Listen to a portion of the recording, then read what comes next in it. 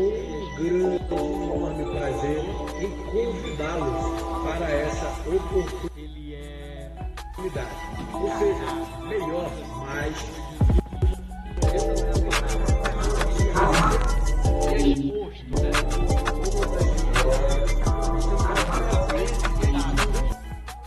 Vocês estão vendo também?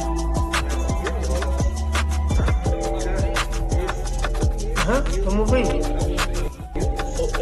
Deu uma cortada no seu áudio, mas voltou agora. Ficou um pouquinho enferrujado. Como você falou do dado, eu fiquei pensando que vai ser uma oportunidade também de relembrar, reaprender.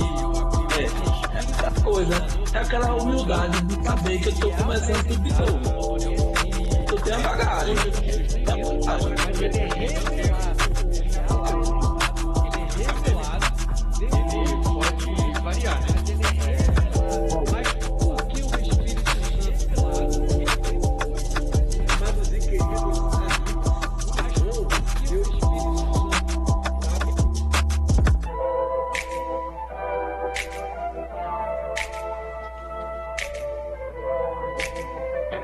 Dependendo dos cursos, né?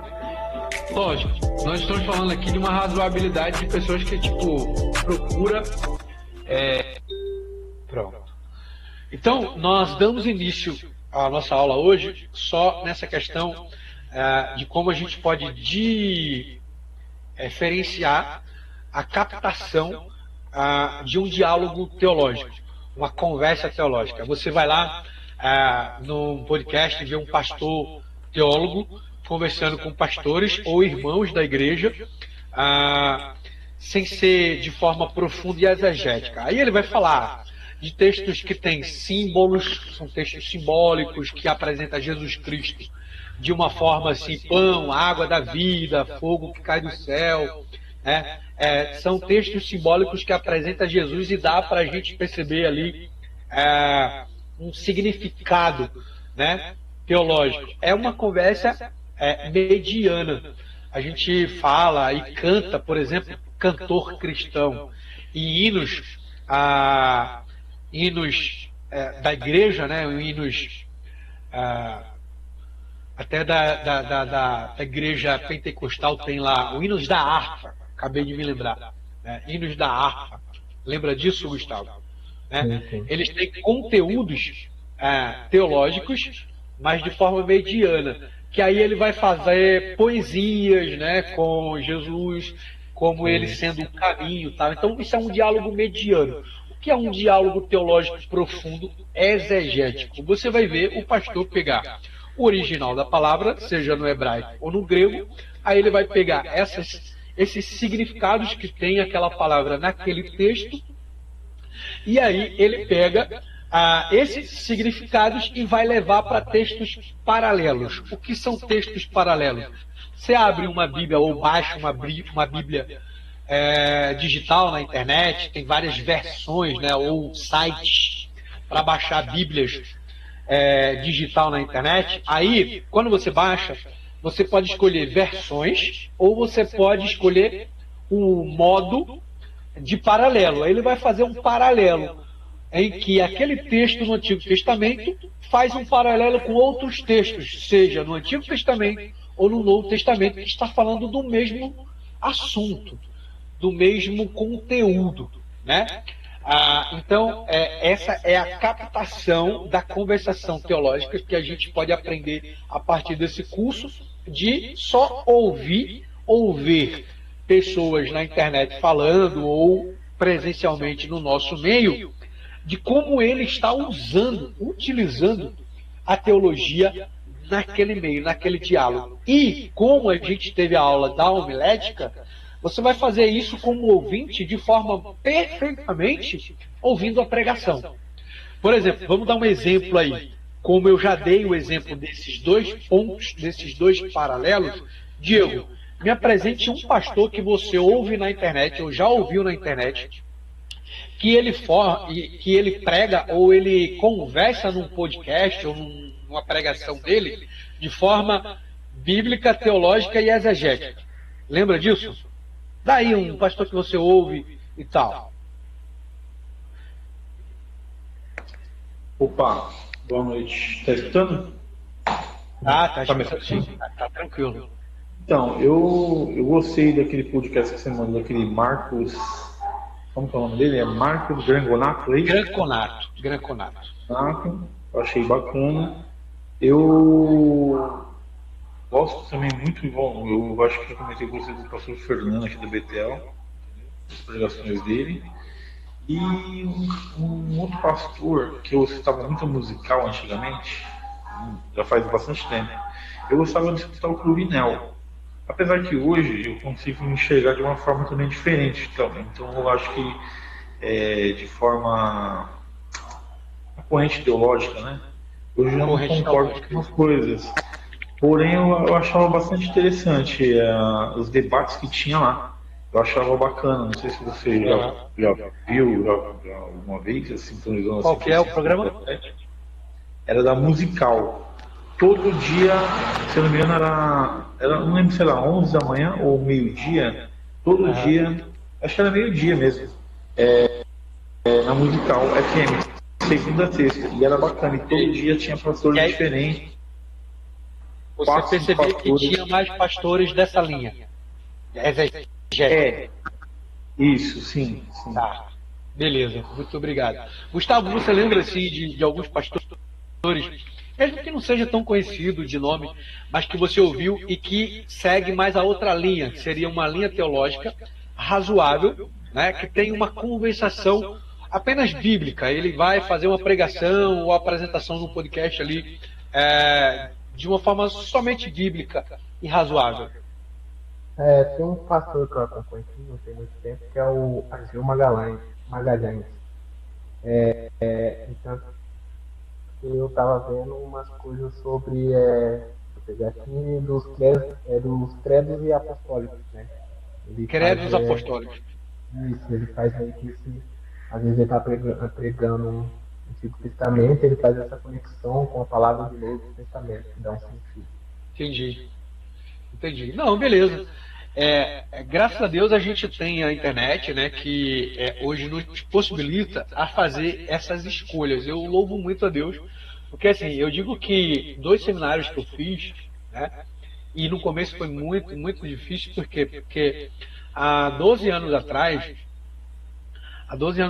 quando eu fiz o meu primeiro seminário, livros são caros, né? Seja de qualquer área, e principalmente da área de humanas, né? Porque são áreas, e é uma coisa que a gente tem que gravar, que trata da humanidade, né? Da pessoa, né? Do ser humano, que são filosofia, teologia, ciências, né? Advocacia, tudo são áreas que tratam de áreas humanas, né? São áreas de ação social, né? Na área do social e tal, enfim. Mas o que nós precisamos perceber é que antes era muito mais caro os livros, porque não tínhamos tanta possibilidade na internet. Hoje, na internet, a gente tem muita possibilidade de ter materiais na internet, mesmo que não o livro todo em PDF, né, ou online, que é mais barato. Se você tiver um site de ler livros online, você vai pesquisar sobre pessoas que falam sobre aquele assunto. Então isso é muito mais prático e gracioso da parte de Deus, para que a gente possa se basear de forma com conteúdos profundos na teologia e outras áreas, como eu falei, na área de humanas, para a gente que gosta se interessa de ler. Então, o que a gente pode fazer? E foi o que eu aprendi, e eu dou uma dica para todo mundo que eu converso sobre na área da educação, para aprender muito mais sobre teologia. Você vai fazer um curso, você absorve profundamente anotações e tal sobre as citações que aqueles professores, líderes estão ali te dando. Estamos estudando sobre um assunto. Ele foi pesquisar para dar essa aula. Faculdades, seminários, tudo é assim. É a base da educação. Pesquisa. A área acadêmica é pesquisa. Então a gente está estudando lá sobre a cristologia, a apologética. Isso é uma área, né? Quantos teólogos não fizeram doutorados, mestrados e doutorados sobre aquele assunto daquela área? Então, você tem vários que têm as suas vertentes, que têm as suas correntes. O que você vai fazer? Vou escolher 3, no mínimo, ou até 6, que é o dobro. Se quiser se dedicar muito mais para isso, né? E aí você vai ver eles falando sobre o assunto. Por quê? Porque eles pesquisaram, eles soltaram arquivos, né, acadêmicos sobre isso.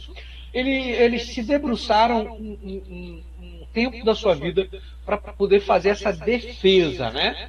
Que é o que a gente chama da conclusão de curso em todo o campo da universidade, né?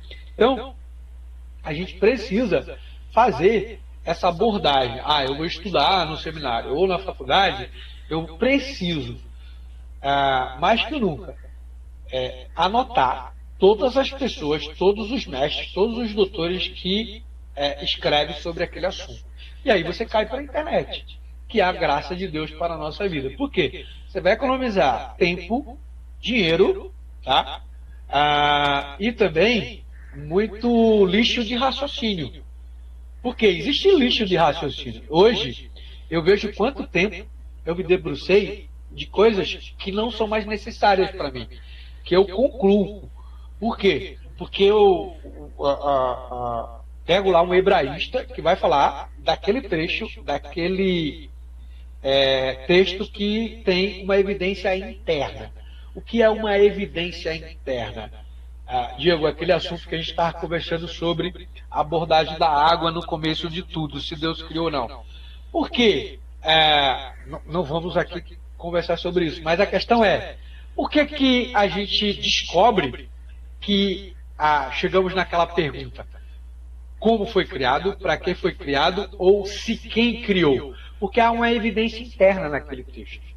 O que é uma evidência interna? Tem algo que está ali dentro, mas não foi deixado no texto, escrito no texto. Entendeu? Então, por exemplo, vou dar um exemplo aqui. Jesus Cristo foi Deus e humano ao mesmo tempo. Aí a gente pega lá o primeiro texto de João, capítulo 1, versículo 1. No princípio, ele estava lá e ele era Deus e estava com Deus. O que é uma evidência interna ali? Primeiro, a evidência externa é o que está no texto. Ele era Deus, estava com Deus. Se ele era Deus, por que ele estava com Deus? Já estamos fazendo uma evidência interna, que são perguntas de alguma coisa que não está ali, escrito no texto. Mas ele está lá. Por isso que a gente chama de evidência interna. Aonde que a gente vai procurar a razão, a prova dessa evidência interna? João está absorvendo ou extraindo algum conceito, ou de algum conceito, né, da sua época. Um conceito, inclusive, acadêmico. Pode ser aristotélico, platônico, né? Eu estou dando um exemplo secular. Mas muito provável ele tirou, no caso ali do exemplo do Evangelho de João, né, de escritos de rabinos, né, que eles se baseavam na cultura judaica e escreveram textos, né, ou materiais, digamos assim, né, não bíblicos, tá? Baseado na sua cultura, pensamento filosófico e tal, que extrai dos antigos.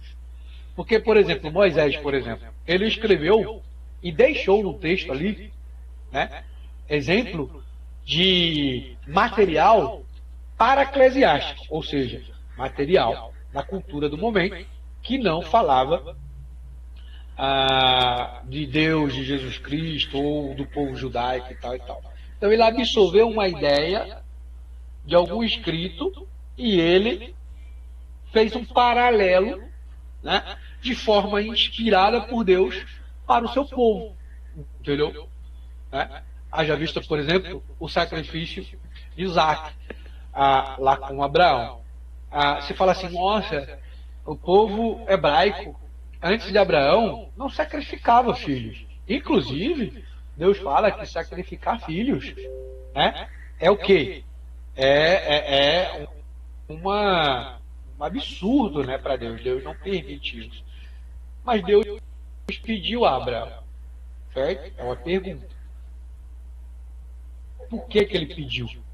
Primeiro, ele tinha uma providência, e segundo, para que o povo hebraico, o povo hebreu, na verdade, né, entendesse que Deus tinha providência para isso, e não era necessário isso. Mas por que Deus pediu dessa forma? Né? Eu estou falando de uma forma bem rasa e apresentando isso aqui. Porque o povo já fazia isso. Não o povo hebreu. O povo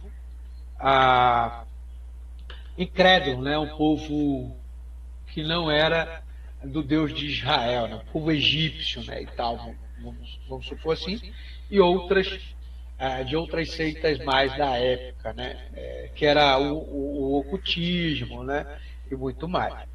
Então, gente, essa é a nossa breve apresentação de uma captação de como a gente pode perceber a dualidade de uma conversação teológica. Como a gente pode captar que alguém está pregando ou falando de uma forma teológica. Ok? Então, eu só vou pedir para a gente começar mesmo a aula, o assunto, o conteúdo, que a gente possa orar. Tá? Pedir aqui a permissão de vocês para que a gente possa orar e invocar o nome do Senhor, Jesus Cristo e o seu Espírito Santo, que Ele possa nos consolar em sabedoria. E como a gente abre a Bíblia toda vez, né, a gente precisa pedir em oração que Deus nos ilumine. Essa é a nossa oração inicial quando a gente vai estudar a Bíblia. Deus, com o Teu Espírito Santo, nos ilumine para perceber que o Teu conteúdo teológico não está fugindo da Tua providência, do Teu ideal, né? Propósito seria isso. Beleza? Vamos orar então? Deus amado, nós Te louvamos e acreditamos na Tua palavra. Tu és um Deus bondoso, criador e providencial. Tu possa nos iluminar a acontecer no nosso coração o Teu milagre do conhecimento e sabedoria. Nos perdoe sobre pensamentos e questionamentos confusos que nós, estudando teologia, às vezes fazemos. Isso passa realmente pela nossa cabeça. Possamos perceber que toda a interferência do mal vem nos atrapalhar e nos tentar desvirtuar do Teu foco, que é a Tua palavra. Tão somente a Tua palavra nos ajude, no nome do Senhor Jesus. Amém. Amém, então. Meus irmãos, eu queria partir aqui para a segunda parte do conteúdo que a gente teve. Diego já teve a aula de homilética, que foi a iniciação do curso, que a gente fez um teste. O Gustavo também participou da semana passada dessa aula de homilética. Então, eu não preciso, né, aplicá-la por completo, e eu acho que vocês pegou ela toda, né? Eu só quero fazer uma pergunta. Tem algo que não foi entendível ou não ficou tão explicado nesse conteúdo para que a gente possa seguir ou não? Com que vocês acham que ficou aí na questão do conteúdo? Eu mesmo preciso dar mais uma pesquisada sobre a homilética, né? Eu peguei mesmo semana para fazer dar uma estudada nos credos apostólicos, né? Você chegou a dar uma pesquisada, é isso?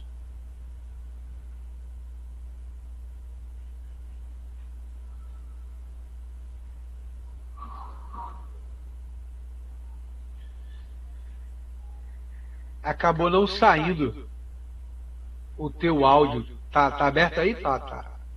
Isso. É porque agora não sei. Agora melhorou.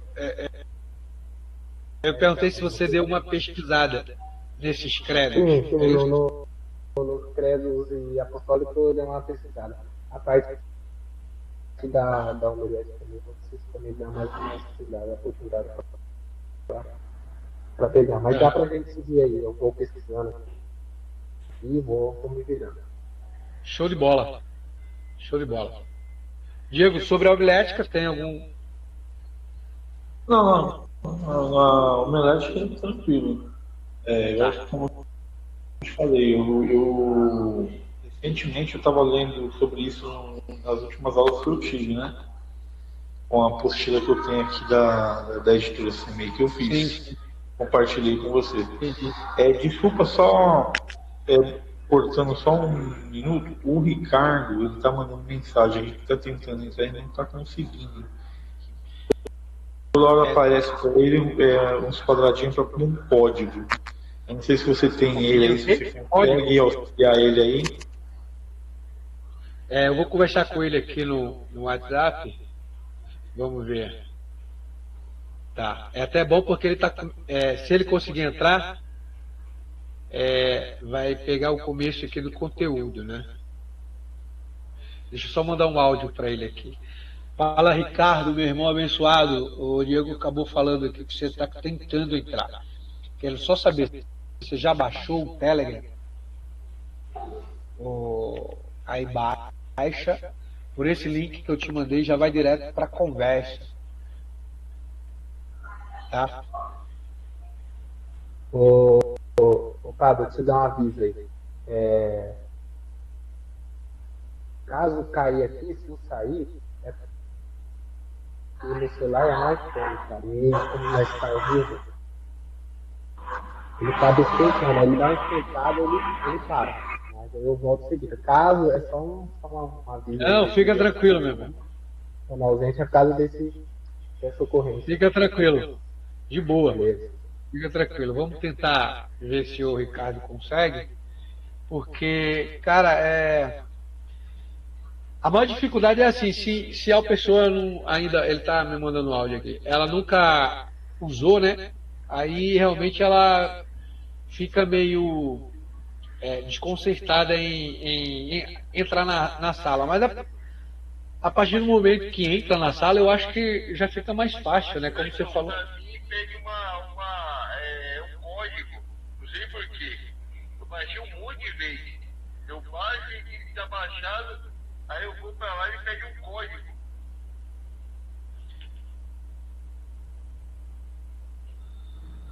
Um código? Esse código dele aí deve tentar autenticar o número dele lá com o Telegram, deve ser. Eu acho que ele baixou. Provável ele vai ter que colocar o número dele e seguir o código lá para ele conseguir abrir o Telegram. Aquele que manda no e-mail ou no SMS e tal? Aquele código de confirmação de número, sabe? Quando você faz o WhatsApp no Telegram. Ô Ricardo, entendi, Gustavo. Ô Ricardo, é estranho que ele não me dá esse código aqui. Muito possivelmente deve ser aquele que manda para o teu SMS, e-mail, tá? Porque quando vai baixar, ele pede para você o e-mail e tal, o número do teu telefone. Aí ele manda no SMS ou no e-mail. É esse mesmo, Ricardo, porque como ele me mandou aqui o print, aí tem aqui, ó, enviamos um código de SMS. Aí fica aqueles quadradinhos, sabe? É isso mesmo que você está falando. Para ele confirmar o número dele. É isso mesmo. O código não chega nem por SMS, nem por e-mail. Pergunta para ele se você está colocando o número certo. Porque se você perceber aí, Ricardo, no print que você me mandou, ele está dizendo assim, ó, enviamos um código para esse número. Aí tem que ter um número aí embaixo que é 0448, acho que termina, né? Então ele está dizendo que mandou para esse número. Vai lá na aba de mensagens lá do teu telefone, no SMS, para ver se ele mandou para lá. Então, mas eu estou há 20 minutos esperando chegar esse código. Nem no SMS, nem no e-mail chega. Caramba. Ele não tem uma outra opção, assim, de você dizer, mudar o envio do código, porque aí você pode colocar um e-mail. Bom, enfim, o problema é esse mesmo. É que quando baixa, né, ele faz o cadastro. Aí, normalmente, a forma mais simples de fazer o cadastro é ou e-mail, ou igual o Google, né? Ou o código, né? Às vezes manda por link de confirmação, o Google ele tem um sim, né? Você aperta lá no sim, quando ele manda e tal. Isso aí não manda. Nem no Caramba. WhatsApp, nem no SMS, nem no e-mail. Tô abrindo na hora pra olhar. Caramba. Que droga. É código de ativação. É isso mesmo. Logo o Ricardo, né, Diego? Que a gente está querendo tanto que ele participasse.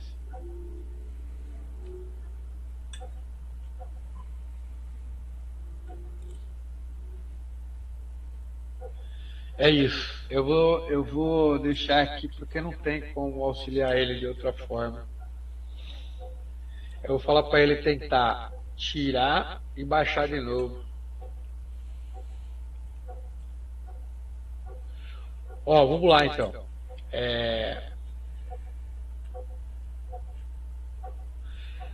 Então, o nosso próximo assunto que eu tenho no slide aqui é sobre realmente os créditos, né? Os créditos e tal. Aí foi o que você tentou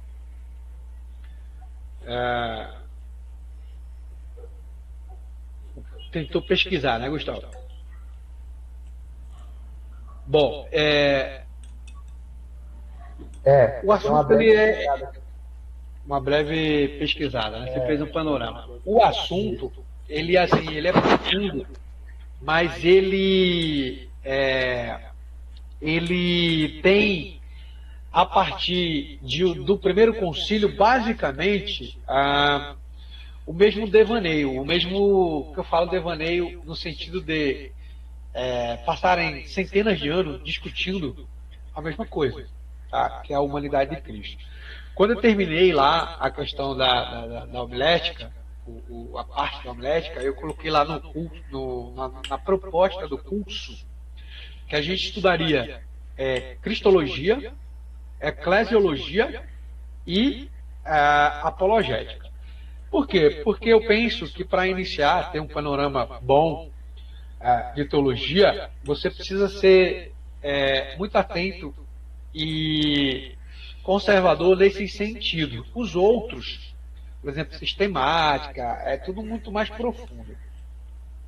Hermenêutica e tal. Você pode até diversificar a escolha sobre o qual você pode seguir, mas essas três áreas da teologia seria o que é mais importante de você se concentrar em entender. Porque entendendo isso, você vai entender a Bíblia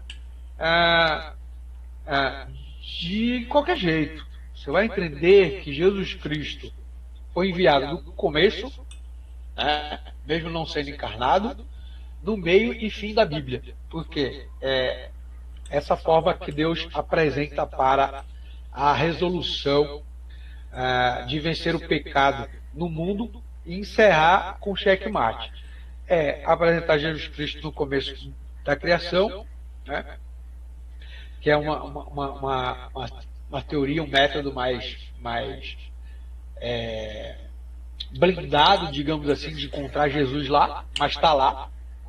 No meio, que é fazendo o povo se formar como uma nação, tá? Então Jesus está ali sendo representado pelos reis, né? E seria o meio da história, né? Até a sua encarnação, né? Seria o meio da história. E o fim é apocalíptico, né? Que aí é onde a gente faz o estudo da apologética, a defesa da nossa fé.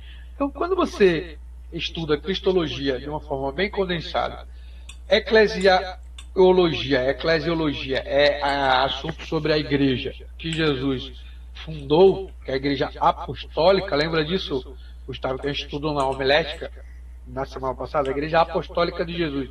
Existem outras igrejas, a gente conversou bastante sobre outras igrejas apresentar Jesus Cristo de outras formas. Mas a única igreja apostólica que Jesus fundou foi a igreja dos apóstolos. E o que eles defendem, como eles pregam nessa igreja até hoje, uma igreja apostólica? que Jesus Cristo é Deus, que ele foi encarnado, que ele morreu profeticamente, né? Ele viria e veio e ressuscitou e voltará. Pronto, essa é a igreja apostólica. Então, outras igrejas que apresentam Jesus de uma outra forma, né? Inclusive existe um assunto, pode escrever aí, que vocês vão pesquisar na internet. Pesquisar sobre o Jesus histórico, tá? Então, esse assunto do Jesus histórico é a apresentação de um Jesus que só foi um profeta humano, né, como qualquer um outro, entendeu? Mesmo que ele nasceu de Maria, morreu, conviveu ali com os apóstolos e tal, morreu e ressuscitou. Então, a ressurreição fica meio que em xeque nessa questão do Jesus histórico, né? Então, estudando esses três assuntos, essas três áreas, a gente mata como que a gente pode ser e estar daqui para frente teologicamente, beleza? Eu vou só pedir permissão para a gente apresentar aqui o slide da aula e aí a gente começa o assunto verdadeiramente dessa aula, beleza? Vamos lá. Ok. Agora eu vou entrar aqui e apresentar o slide. Partilhar. Cadê? Vai, cara.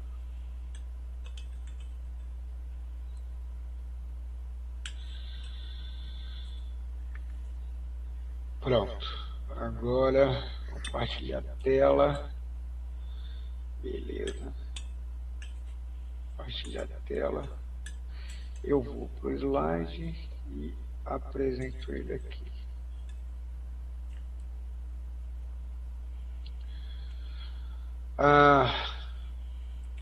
Ok. Vai abrir. Tá vendo bem aí, ô Gustavo? Gustavo, você me ouve? Sim. Tá vendo bem, né? Eu vou só dar uma dica que se a letra estiver pequenininha, dá para você dar um zoom no seu celular aí, tá bom? Diego, tá me ouvindo? Se não tiver, eu vou começar daqui. Talvez o Diego está tentando ajudar o Ricardo. Aí o que acontece? As confissões de fé, como por último na aula passada eu apresentei, né? Ela é a identificação desses status dogmáticos, tá? Uma confissão de fé, e eu vou começar a título de exemplo com a reformada. Se vocês não conhecem, escrevam aí, pesquisar sobre a reforma protestante, tá bom? Porque todas as igrejas pentecostais, neopentecostais, igrejas históricas, episcopal, igreja congregacional, que são igrejas batistas, metodistas, presbiterianas, e a partir delas todas as outras que existem até hoje são igrejas protestantes.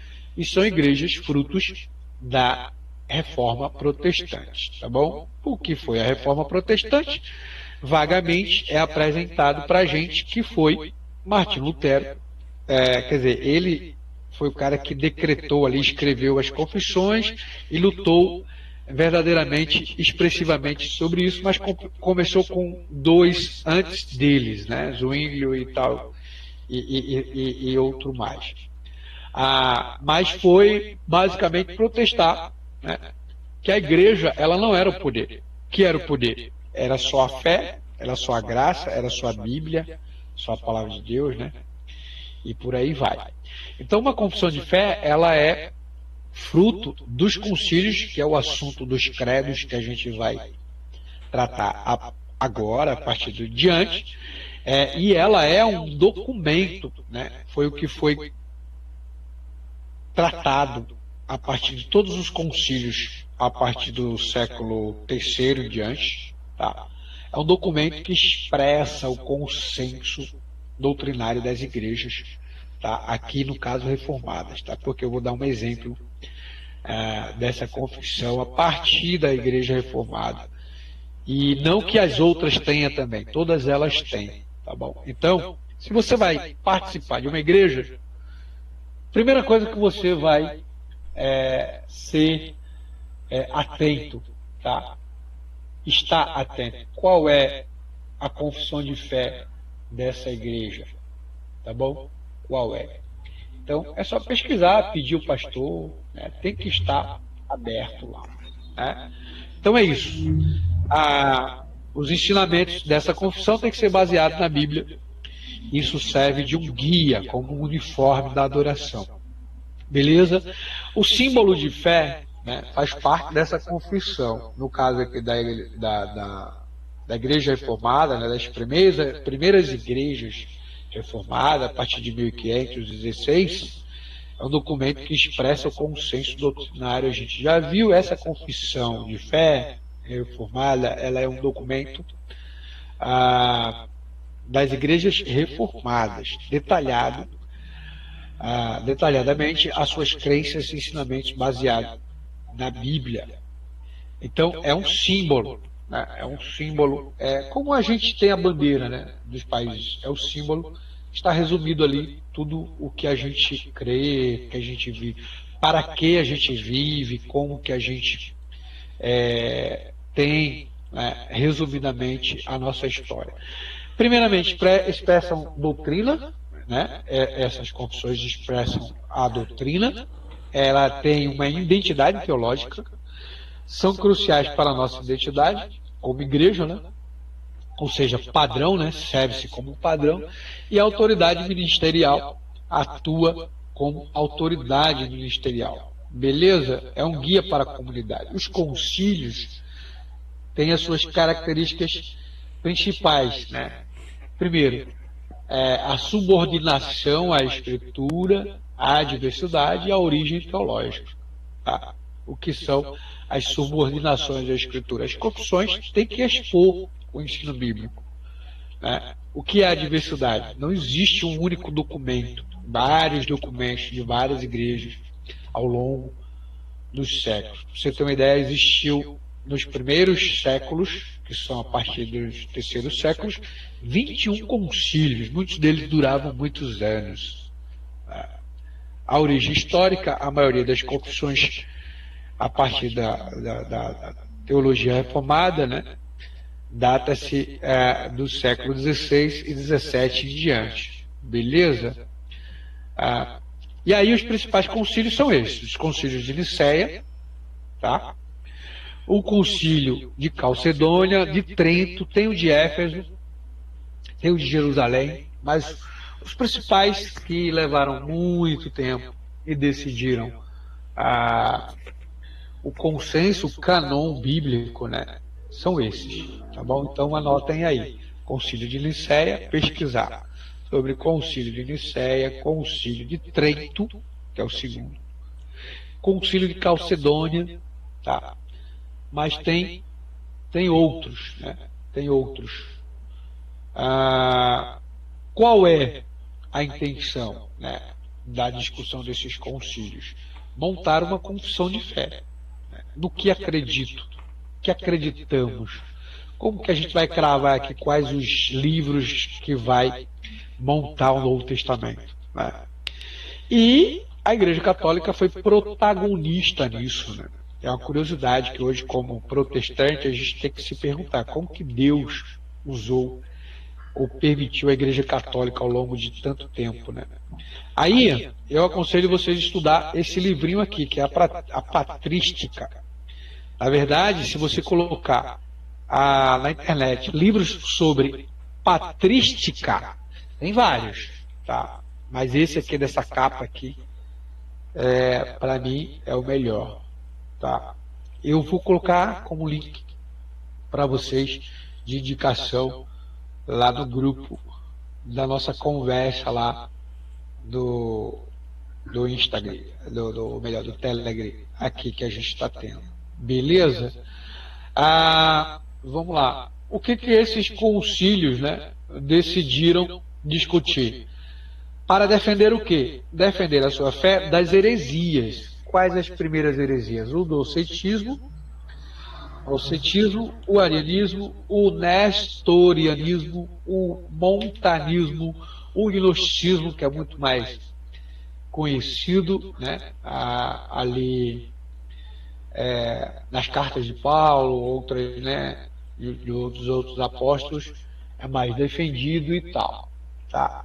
E o pelagianismo, né, que para mim é o mais bobo de todos, mas é o mais presente atualmente. O docetismo basicamente sustenta a questão de sustentava, né, a questão, né, de que Jesus era apenas uma aparência divina, ele não possuía um corpo físico. Né? O arianismo era uma doutrina ali que afirmava que Jesus não era a mesma substância divina de Deus, apenas era uma criatura de Deus, ou seja, que Deus tinha criado, né? Mas não era um ser divino ou eterno. Isso era o que o arianismo acreditava a partir do que Ário, né, um dos pais da igreja daquele momento, a partir de 315 diante, começou a pregar. O nestorianismo acreditava que Jesus possuía duas personalidades distintas, ou seja, ele tinha duas, mas uma diferente da outra.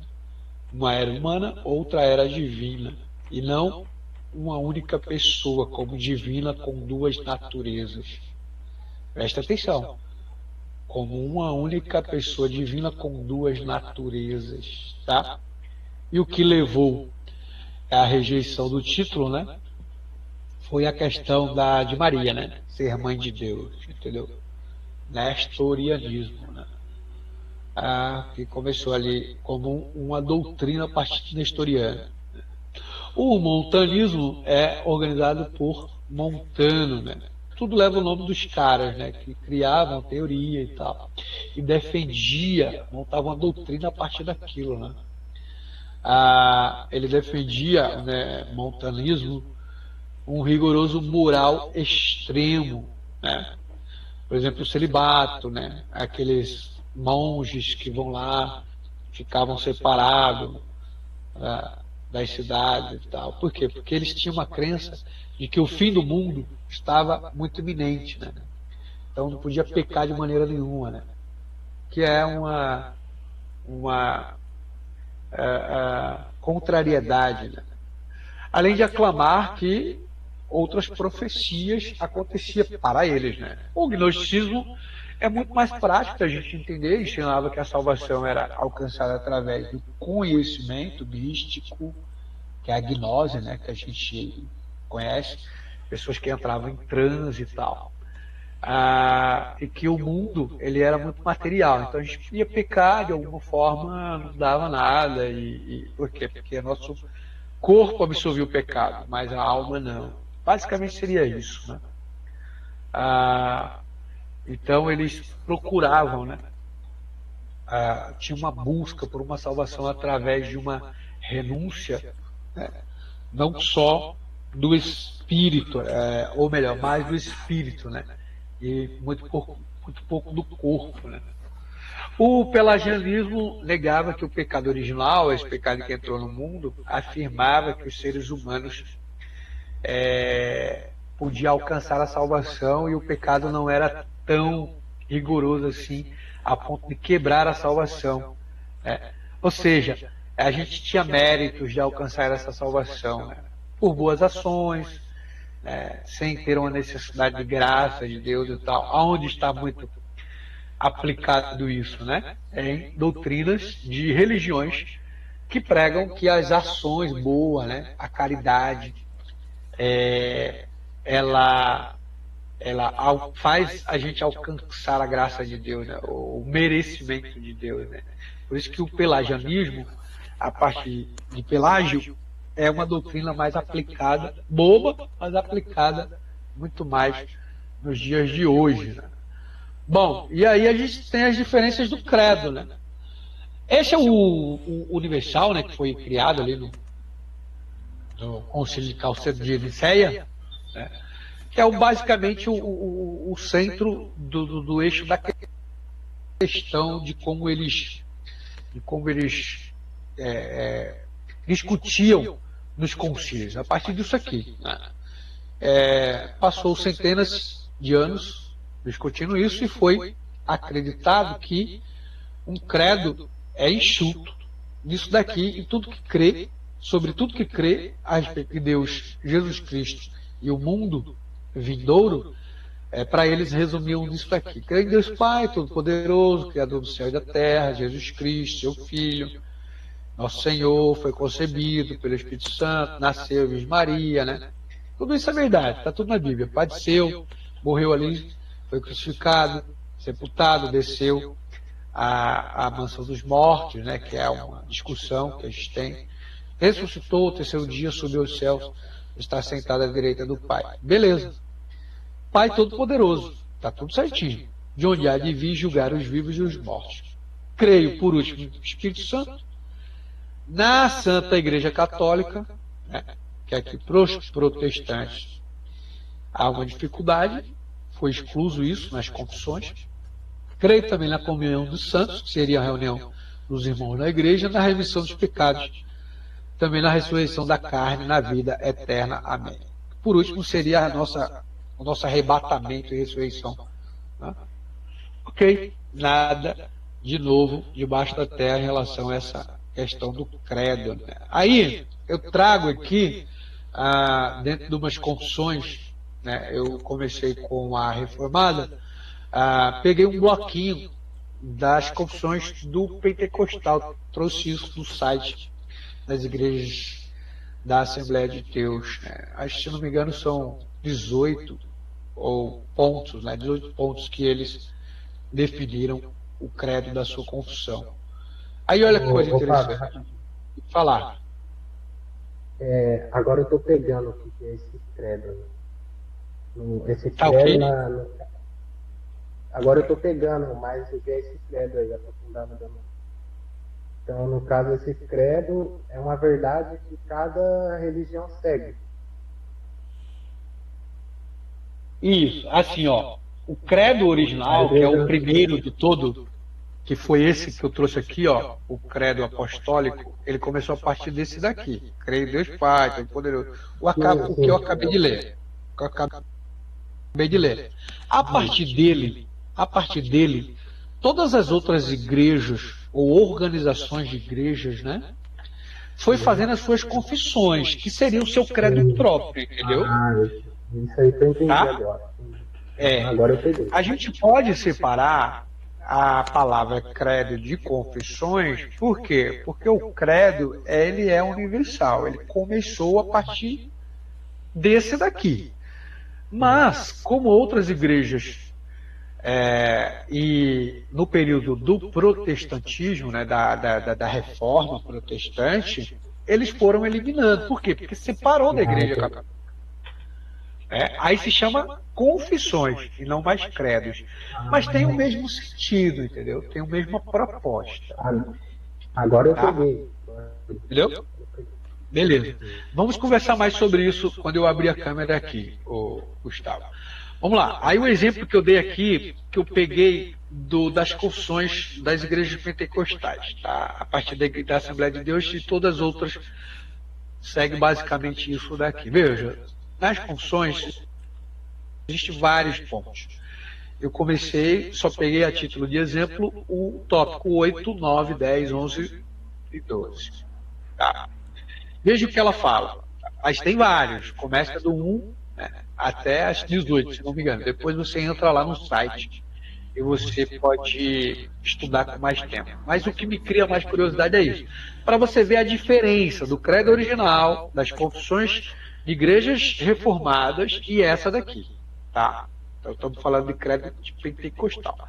Aí ele fala, no tópico 8, 9, 10 e 11.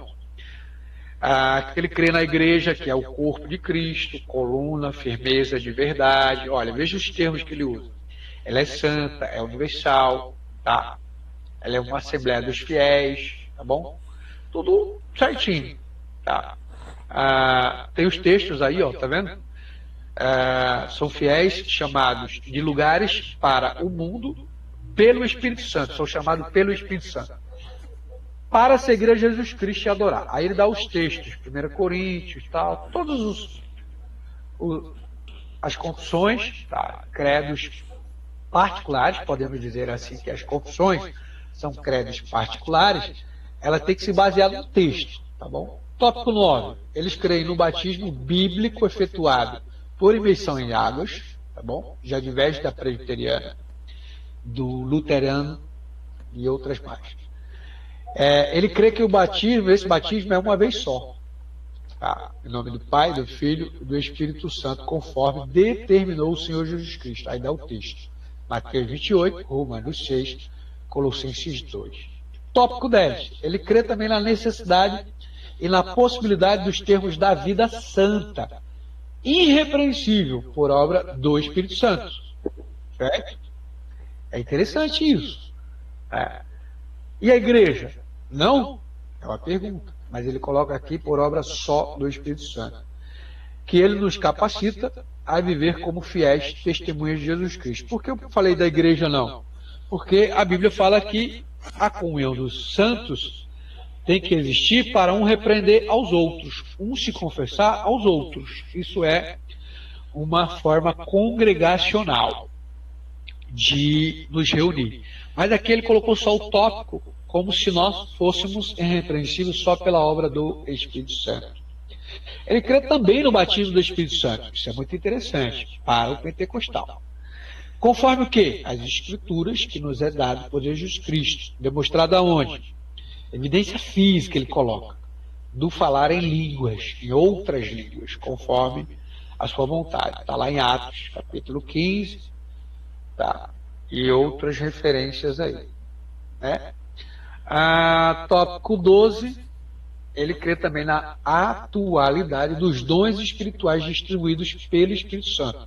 A Bíblia não dá muita importância a isso, a não ser ele traduz isso aqui ser no texto de 1 Coríntios capítulo 12, mas Paulo estava iniciando uma explicação de como Deus dá os dons, não como ele progride os dons. Aqui dá a entender como se Deus está progredindo os dons até hoje. É meio confuso de você perceber isso. As confissões do presbiterianismo seria uma igreja mais representativa da reforma protestante, ou seja, uma igreja mais reformada. Olha, são vários, tá? Tem vários capítulos. Eu só coloquei um pouco deles aqui de 1 a 20. Não vou ler todos, mas se você perceber e puder dar um zoom aí, ó. Primeiro, Escrituras Sagradas, como todas as outras falam, né? Ponto 4, na criação. 8, de Cristo, tem os pactos, as quedas, tá? É muito interessante. Crê também em vocação eficaz. Tópico 16, né? Boas obras, né? Caridade, aí a missão, na verdade, né? Tópico 19, na lei de Deus, tanto no Antigo Testamento como no Novo. E por último, o que eu acho mais importante é a liberdade cristã, ou seja, a liberdade de consciência. Esse é um assunto muito interessante que todas as outras igrejas neopentecostais não exercem. Tá? Liberdade de consciência. Beleza? Eu não vou falar sobre essas indagações, porque são coisas que a gente pode conversar nos particulares. Né? Responder a elas é como se você estivesse conversando com o mundo, mas sempre respondendo biblicamente. Você tem que ter uma capacidade, né? Olha só, são textos que se confrontam, mas isso são indagações de não crente, né? Por exemplo, o Êxodo aqui, capítulo 20, contra o Êxodo capítulo 25, né? Deus proíbe que seja feita a escultura de qualquer ser. No capítulo 25, o texto diz: Deus ordenou a fabricação de estátuas de ouro. Olha que coisa. Na mesma passagem do mesmo texto, ou melhor, do mesmo livro, né? Como que a gente pode responder essas indagações? Tem que ter base, tem que ter uma conversa teológica, né? Deixa eu tentar passar aqui, que eu acredito que foi aonde eu terminei. Acho que foi isso. Isso mesmo. Bom, agora voltemos aqui ao nosso bate-papo. Acho que o Diego, ele deve estar só escutando, né? E não está na imagem. Está me escutando, Diego? Diego, você me escuta? O William parece que entrou aqui também. Deixa eu só encerrar aqui a nossa...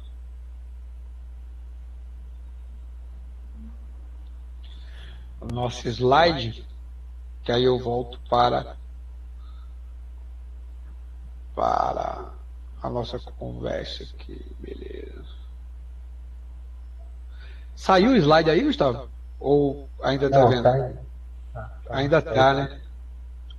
Deixa eu ver aqui, eu preciso encerrar aqui. Onde é que encerra, meu Deus? Não. Tem que encerrar, partilhar.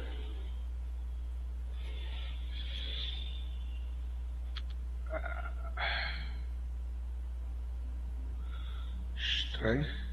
Não está encerrando.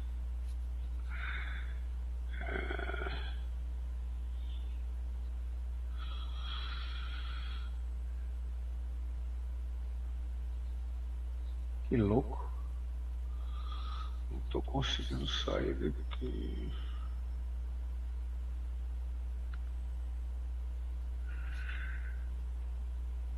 Ah, tá. Achei. Agora foi. Ok. Vamos lá. Então eu acho que a gente parte para a última etapa dessa aula, que talvez se você anotou alguma coisa, a gente pode conversar. Mas eu quero começar a partir lá dos concílios, tá bom? Que eu acho que foi o que pegou um pouco mais aí para você, né, Guilherme? William, me escuta ou não? Só vê no chat lá se você não puder falar, tá bom? Você me escuta, William? Acho que o Diego saiu. O Diego saiu. Escuto sim, Pablo. Escuto sim, tudo bem? Boa noite a todos. É só para saber, fica tranquilo se você não... Graças e paz, eu estava escutando até o outro diálogo aí. É que eu tô apanhando para mexer aqui, viu, rapaz? Primeira vez, Telegram. Não, mas é assim mesmo, cara. Fica tranquilo, porque é o que eu falei pros irmãos. Quem nunca mexeu, fica apanhando só no começo. Da faculdade. Tá um só barulho no começo. de carro, né? Tá um barulho mas de carro, eu tô eu voltando da faculdade. Agradeço o sacrifício, a força de vontade aí. Muito obrigado, meu irmão. É só para saber. Volta lá, fica na tua concentração, beleza? Tá. Valeu, mano. Vamos lá. O Diego falou que está escutando aqui, que a internet dele está muito boa. Ou melhor, não está muito boa. Bom, porque já mexi em tudo, mas não sei porque não consigo abrir a câmera. Deixa eu falar para ele. Entra e sai de novo. Melhor, sai e entra de novo. O Diego, toda vez acontece isso, ele fica bem, aí depois ele fica caindo a internet dele e tal. Ou melhor, o vídeo dele. Aí, vamos lá, eu vou fazer a finalização aqui, ô Gustavo, e aí depois a gente parte para a conversa mesmo, tá? O Concílio de Nicéia, ele começa a partir dos anos 325, né? 315, basicamente, ali tem a igreja reformada, a igreja católica e tal. Aí tem umas discussões e tal. Por quê? Porque o poder romano, ele viu, né, a partir do Constantino, que foi imperador, muitos outros, né, brigou com o cristianismo, matava, perseguia, torturava e tal. Mas o Constantino foi o imperador que ele deu mais ouvido a esse tempo de luz, né? Porque há até uma historinha lá também de que ele teve uma iluminação divina, um sonho e tal, uma guerra. Depois você pesquisa isso. A mãe dele também era muito mais católica e tudo mais. e acreditava mais nessa possibilidade de Jesus Cristo. Aí, o que acontece com Constantino, ele dá mais liberdade. Aí ele monta, né? Ele monta esses concílios, ele que monta, ele convoca, a partir do ano 325. Tá?